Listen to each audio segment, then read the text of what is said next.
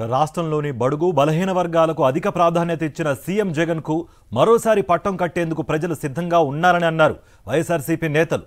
దెందులూరు సిద్ధం సభకు పెద్ద ఎత్తున తరలివస్తున్న ప్రజలతో సభా ప్రాంగణమంతా జనసంద్రంగా మారిపోయింది. వచ్చే ఎన్నికల్లో వైఎస్ఆర్సీపీ భారీ మెజారిటీతో గెలుస్తుందని ధీమా వ్యక్తం చేస్తున్న వైఎస్ఆర్సీపీ నేతలతో మా ప్రతినిధి Satish face to face. YSR Congress party సిద్ధం సభకు మరి కాసేపట్లో ముఖ్యమంత్రి వైఎస్ జగన్మోహన్ రెడ్డి చేరుకోబోతున్నారు. ఇప్పటికే 50 నియోజకవర్గాలకు సంబంధించినటువంటి కార్యకర్తలంతా కూడా పెద్ద ఎత్తున తరలి వస్తున్నటువంటి పరిస్థితి ఉంది. ఉభయ గోదావరి జిల్లాలో ఏలూరులో ముఖ్యంగా పశ్చిమ గోదావరి జిల్లాలో గతంలో ఎన్నడూ జరగనటువంటి పెద్ద ఎత్తున నిర్వహిస్తున్నటువంటి పరిస్థితి ఉంది. మనతో పాటు ఏలూరు పార్లమెంటరీ సమన్వయకర్త కారుమూరి సునీల్ ఉన్నారు. ఎలా ఉంది సార్ రెస్పాన్స్ ఇప్పటికే దీనికి సంబంధించి? వివిధ ప్రాంతాల నుండి చేరుకున్న కార్యకర్తల మూవ్మెంట్ ఎలా ఉంది? ఇలాంటి సభ ఈ ప్రాంతంలో గతంలో ఎప్పుడైనా జరిగిందా? నేను ఎప్పుడు ఇంత జనతాకిని ఎప్పుడు చూడలేదు.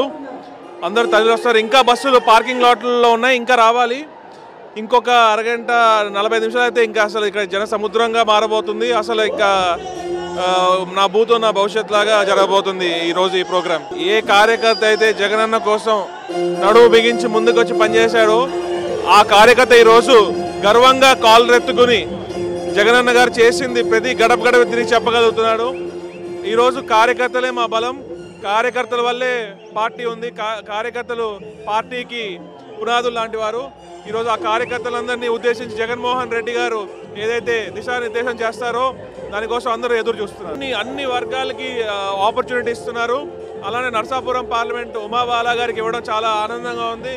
ఆవిడ ఎప్పటి నుంచో పార్టీ కోసం కష్టపడుతూ ఉన్నారు. రేపు ఆవిడ బంపర్ మెజార్టీతో గెలవబోతున్నారు.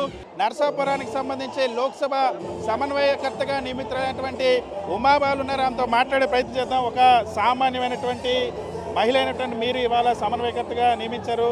ఈరోజు గత ఎన్నికలకు ముందే జగన్మోహన్ రెడ్డి గారు చెప్పడం జరిగింది, బీసీలు అంటే బ్యాక్వర్డ్ క్లాస్ కాదు బ్యాక్ బోన్ క్లాస్ అని చెప్పడం జరిగింది.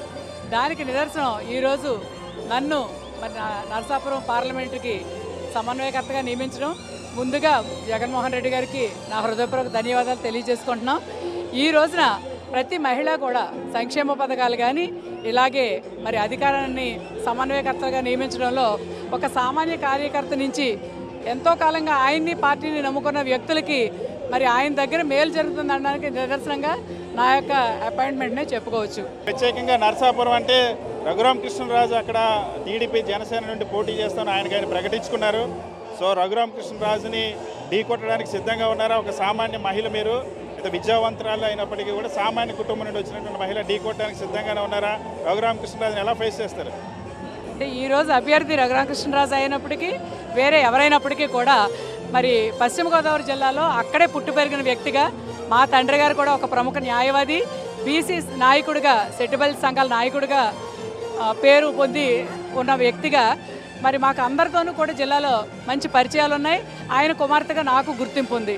దాంతో ఇంత కాలం పార్టీని నమ్ముకున్నందుకు నాకు మంచి న్యాయం జరిగిందని అందరూ నిన్నటి నుంచి కూడా ఫోన్లు చేయడం, పార్టీలకు అతీతంగా మీకు మద్దతుగా ఉంటామమ్మా, మీకు వచ్చిన అవకాశాన్ని మిమ్మల్ని గెలిపించడానికి మేము మీకు కృషి చేస్తామని చెప్పి మద్దతు తెలియజేయడం జరుగుతుంది.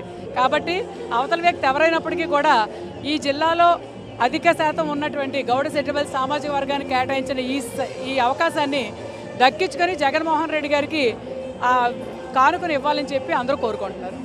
ఖచ్చితంగా అవతల రఘురామకృష్ణరాజు ఉన్నా ఇంకెవరున్నా సరే ఎటువంటి ఇబ్బంది లేదు. ముఖ్యమంత్రిగా వైఎస్ జగన్మోహన్ రెడ్డి బీసీలకు ముఖ్యంగా మహిళలకు ఇస్తున్నటువంటి ప్రాధాన్యత వల్ల ఇవాళ ఎప్పుడు రానటువంటి అవకాశాలు బీసీలకి మహిళలకు వస్తున్నటువంటి పరిస్థితి ఉంది. అందుకే ఒకవైపు ఈ సభకి ఇంత పెద్ద ఎత్తున బీసీ వర్గాల నుండి ఎస్సీ వర్గాల నుండి కూడా కార్యకర్తలు తరలి రావడానికి కూడా రాజకీయంగా జగన్మోహన్ రెడ్డి ఇస్తున్నటువంటి ప్రోత్సాహమే కారణమని ఉమాబాలు చెప్తున్నారు. గడియాన్ శివతో సతీష్, సాక్షి టీవీ, ఏలూరు.